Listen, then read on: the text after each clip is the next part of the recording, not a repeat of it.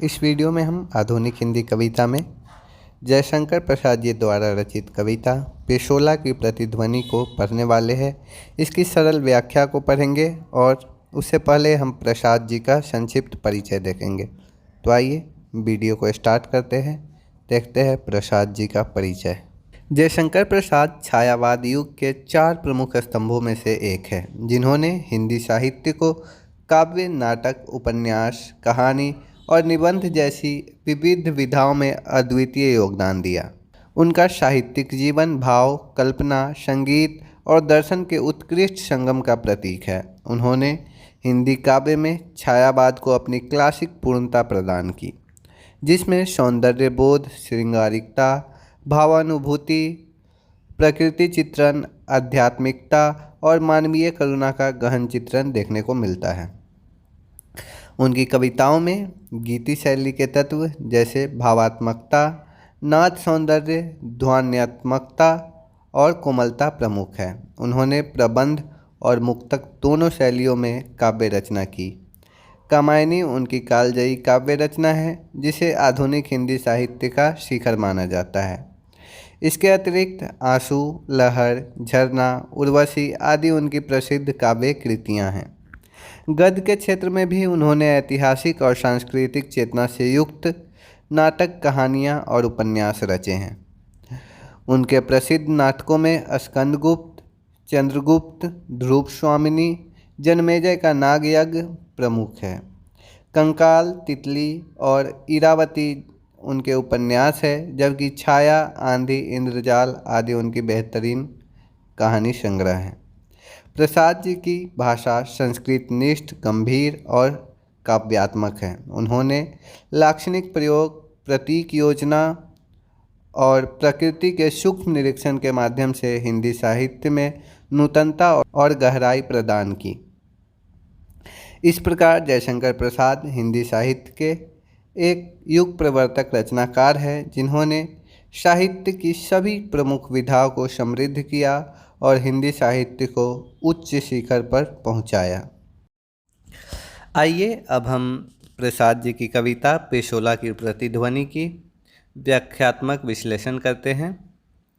जयशंकर प्रसाद की यह कविता एक वीर पुरुष महाराणा प्रताप की अंतिम आशाओं और पीड़ा को रूपायित करती हैं। यह कविता केवल एक ऐतिहासिक क्षण का वर्णन नहीं करती, बल्कि यह उस मानसिक वेदना, उत्तरदायित्व की गूंज और राष्ट्र के भविष्य को लेकर उठे प्रश्नों का प्रतीक बन जाती है। प्रसाद जी ने इस कविता को 6 भागों में 6 खंडों में लिखा है। तो आइए बारी बारी से प्रत्येक खंड की व्याख्या हम करते हैं। पहले खंड में उन्होंने लिखा है, अरुण करुण बिंब वह निर्धूम भस्म रहित ज्वलन पिंड, विकल विवर्तनों से, विरल प्रवर्तनों से श्रमित नमित सा, पश्चिम के व्योम में है आज निर्वलंब सा, आहुतियाँ विश्व की अजस्र से लुटाता रहा, शतत सहस्त्र कर माला से, तेज ओज बल जो वद्यंतता कदम बसा। यह अंश सूर्यास्त के दृश्य को काव्यात्मक चित्र में प्रस्तुत करता है। सूर्य अब लालिमा लिए अस्त हो रहा है, जैसे कोई विशाल अग्निपिंड जो अब धूम्रहीन यानी धुआं से रहित, शांत, थका हुआ हो। यह सूर्य प्रतीक है महाराणा प्रताप के तेज, ओज और उनके बल का, जो जीवन भर संघर्ष करते रहे, जन कल्याण के लिए अपने आप को तपाते रहे। अब वह अस्त हो रहे हैं, जैसे कोई नायक अपनी अंतिम सांसों में जीवन की लपटों से विरत होता जा रहा हो।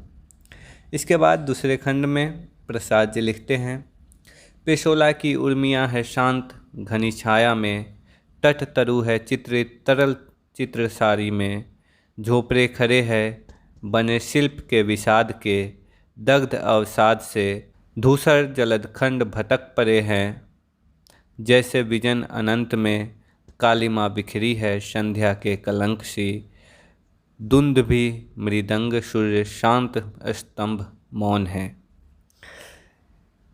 इस पंक्ति में कवि बता रहे हैं कि प्रकृति की नीरवता उस मौन और विरक्ति को दर्शाती है जो महाराणा प्रताप की अंतः चिंता का वातावरण बनाती है। झोंपड़ियाँ जैसे अवसाद और क्षय की मूर्तियाँ हों, संध्या का अंधकार, जैसे कि किसी युग की समाप्ति का संकेत हो। चारों ओर कोई उत्सव नहीं, कोई गूंज नहीं, केवल एक भारी शांति छाई हुई है। इसके बाद तीसरे खंड में प्रसाद जी लिखते हैं, फिर भी पुकार सी है गूंज रही व्योम में, कौन लेगा भार यह, कौन विचलेगा नहीं। दुर्बल इस अस्थिमांस की ठोक कर लोहे से, परख कर ब्रज से, प्रलयोल्का खंड के निकष पर कस कर, चूर्ण अस्थिपुंज सा हंसेगा अट्टहास कौन। साधना पिशाचों की बिखर चूर चूर होके, धूल सी उड़ेगी किस तृप्त फुटकार से। इस खंड में महाराणा प्रताप की करुण पुकार सुनाई देती है। यह केवल उत्तराधिकारी की खोज नहीं, बल्कि मेवाड़ के गौरव, आत्मबल और साहस के उत्तराधिकारी की खोज है। वे पूछते हैं, ऐसा कौन है जो लोहे और वज्र की कसौटी पर खरा उतर सकेगा। यह न केवल वीरता की कसौटी है, बल्कि यह आत्मगौरव की परीक्षा भी है। इसके बाद चौथे खंड में प्रसाद जी लिखते हैं, कौन लेगा भार यह, जीवित है कौन, सांस चलती है किसकी, कहता है कौन ऊंची छाती कर, मैं हूँ मेवाड़ में। अरावली श्रृंग सा सुमन सिर किसका, बोलो कोई बोलो, अरे क्या तुम सब मृत्य हो। यहाँ स्वर और अधिक तीखा हो जाता है। प्रताप उस देश, उस समाज से प्रश्न करते हैं जहाँ वीरता की परंपरा रही थी।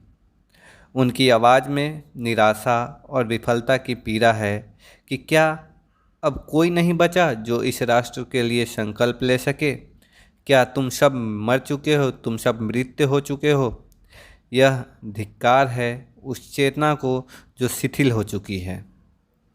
इसके बाद पांचवें खंड में प्रसाद जी लिखते हैं, आह इस खेवा की, कौन थामता है पतवार ऐसे अंधर में। अंधकार परवार गहन नियति सा, उमर रहा है ज्योति रेखा हीन क्षुब्ध हो। खींच ले चला कला धीवर अनंत में, सांस सिफरी सी अटकी है किसी आशा में। अब दृश्य मृत्यु की ओर अग्रसर है। मेवाड़ रूपी नाव अंधकारमय नियति की ओर बह रही है, लेकिन फिर भी एक अंतिम आशा बची हुई है। कवि लिखते हैं, सांस सिफरी सी अटकी है। यह आशा है किसी योग्य उत्तराधिकारी की, किसी उत्तरदायित्व निर्वाहक की। महाराणा की प्राणवायु अब इसी आशा से जुड़ी हुई है। इसके बाद छठे तथा अंतिम खंड में प्रसाद जी लिखते हैं कि आज भी पेशोला के तरल जल मंडलों में वही शब्द घूमता है, गूंजता विकल है, किंतु वह ध्वनि कहाँ। गौरव की काया परिमाया है प्रताप की, वही मेवाड़, किंतु आज प्रतिध्वनि कहाँ है। यह अंतिम खंड अतीत और वर्तमान के बीच पुल बनाता है, एक संगम का निर्माण करता है। आज भी पेशोला की जल तरंगों में वह पुकार गूंजती है, लेकिन मेवाड़ जो कभी स्वाभिमान और स्वतंत्रता का प्रतीक था, अब केवल स्मृति है। प्रताप की आवाज़, वह प्रतिध्वनि आज खो चुकी है। यह कवि की व्यथा है कि आज वह चेतना, वह उत्तरदायित्व बोध, वह वीरता कहाँ है। तो इस प्रकार प्रसाद जी ने इस कविता में हमारे अतीत के गौरवगान को उजागर किया है और हमारे पूर्वजों की वीरता को चिन्हित करते हुए उन्होंने यह पूछा है कि आज हम कहाँ हैं। मतलब वो तत्कालीन समाज पर चोट कर रहे हैं कि हमारी वीरता कहाँ गई, जब हमारे यहाँ महाराणा प्रताप हमारे मेवाड़ के राजा हुआ करते थे। आज उनका उत्तराधिकारी कौन है और आज हम इस स्थिति में क्यों हैं। निष्कर्षतः यह कहा जा सकता है कि कविता एक वीर युग के अंत और उसके पश्चात की रिक्तता को बहुत ही मार्मिक रूप से चित्रित करती है। पेशोला की प्रतिध्वनि केवल इतिहास नहीं, वह आत्मचेतना की गूंज है जो आज भी पूछती है, कौन लेगा भार यह प्रश्न आज भी प्रासंगिक है राष्ट्र, संस्कृति और समाज के लिए। यहाँ पर प्रसाद जी ने प्रश्न उठाया है कि जिस प्रकार महाराणा प्रताप जैसे वीर मेवाड़ में शासन किए। आज हमारे साथ ऐसा कौन मतलब शासक होगा जो उस तरह का प्रतापी होगा, उस तरह का वीरता को अपने साथ लेकर चलेगा। तो इस प्रकार इस कविता की व्याख्या समाप्त होती है।